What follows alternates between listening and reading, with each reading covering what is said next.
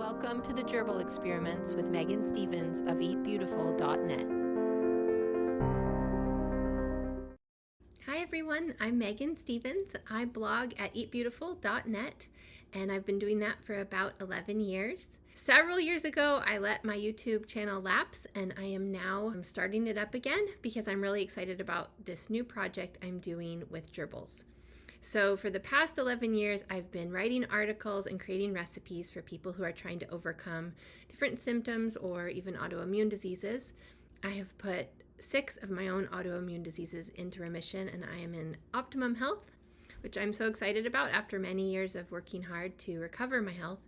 About 6.5 years ago, I discovered a concept that I will be sharing here, and that is what helped me overcome my health challenges. And so you might see in the background, I have some little animals, little furry animals there. Those are gerbils, and I'm going to be talking more about those. But by way of introduction, what I discovered was this concept of vitamin A toxicity. And I had spent many years on wellness diets like the GAPS diet, paleo diet, AIP diet. I had spent years teaching cooking classes, teaching ancestral nutrition and Weston A. Price Foundation concepts like fermenting and eating probiotics and eating raw milk and even liver.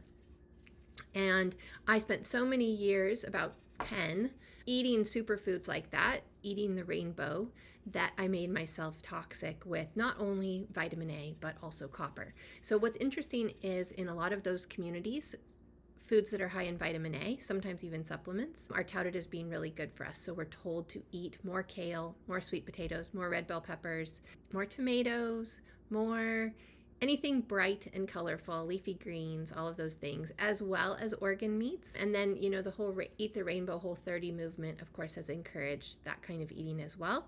And then the Weston A. Price Foundation and Ancestral Nutrition have encouraged us to eat cod liver oil and organ meats as well.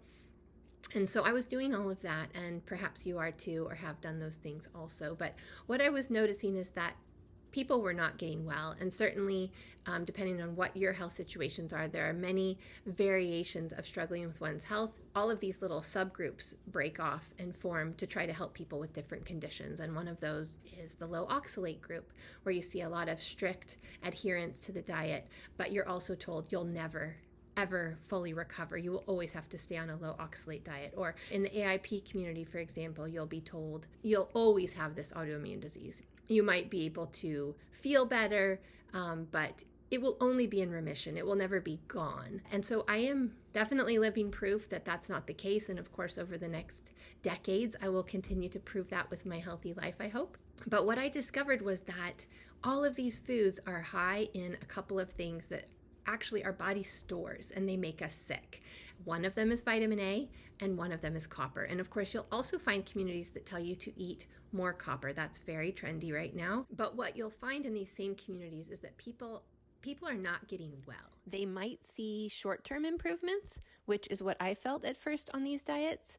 The benefits of these diets are actually related to managing symptoms and improving short-term well-being. But with time, new symptoms develop. And with age, we see serious issues surface that show in skin, eyesight, and other organs.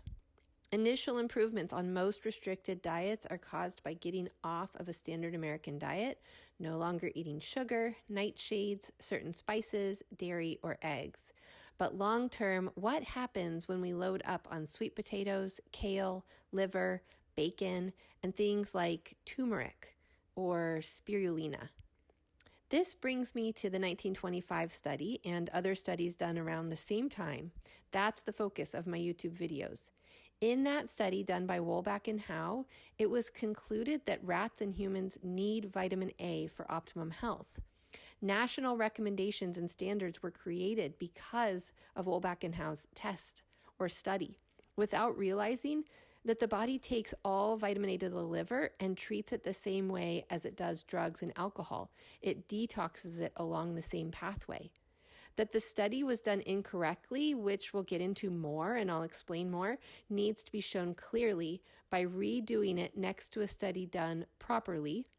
And going back to the 1925 study, It is from that study that we choose to fortify all of our milk and cereal and margarine and juice with vitamin A. It's from that study that we feel that we must go help other countries with their vitamin A deficiency. And so we go into sub-Saharan Africa and we coerce them and try to convince them, despite their skepticism, that vitamin A is good for their children, and we give them vitamin A. And so it's a really important study to overturn, and that's what I'm beginning to attempt to do, but I hope this is going to be the beginning of something significant where people can see what happens when we give gerbils or rats a diet that is truly deficient in vitamin A. Will they die of disease and decay in just 10 weeks? So what I have behind me is actually the most charming little family of gerbils, and I'm going to see, I'll just put that camera down a little bit so you can see them running around a bit. I first obtained 2 females. Their names are Maggie and Princess C. Maggie is named after the mineral magnesium. Princess C is named after the mineral zinc.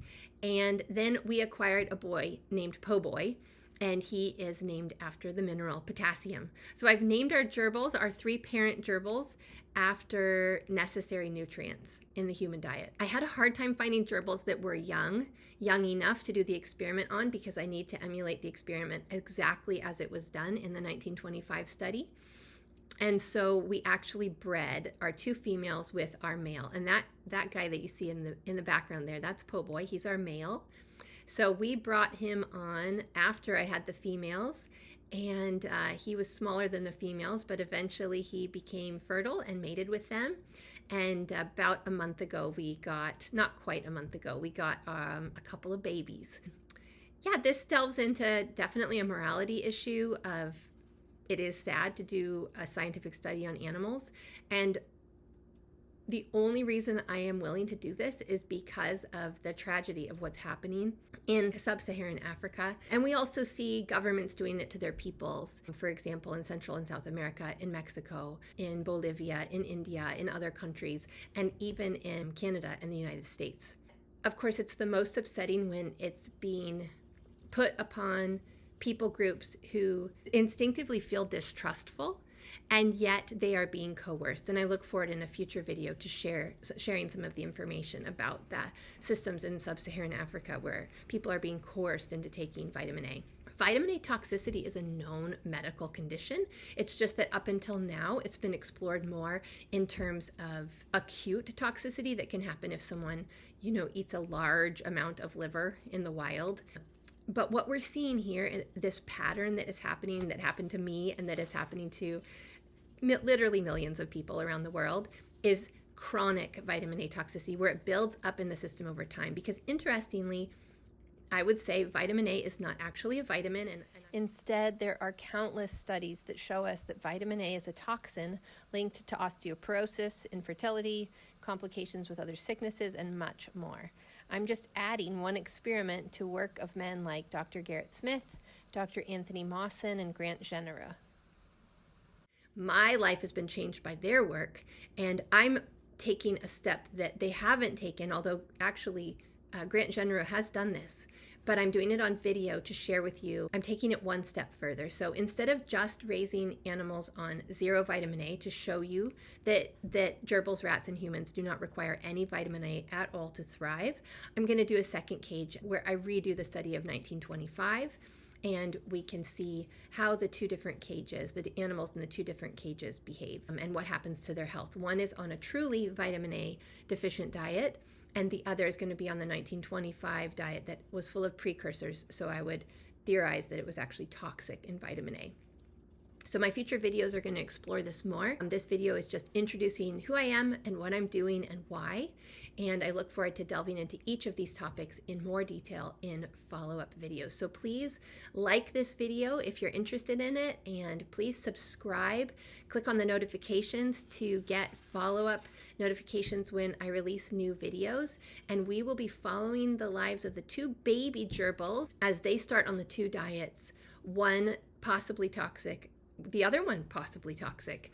Possibly neither one are toxic. Only time will tell as we watch these gerbils eat the 2 diets created for them and talk about what the ramifications and implications are as a result of the findings that we have here. Thank you for joining me today. I'll see you at the next video. Bye for now.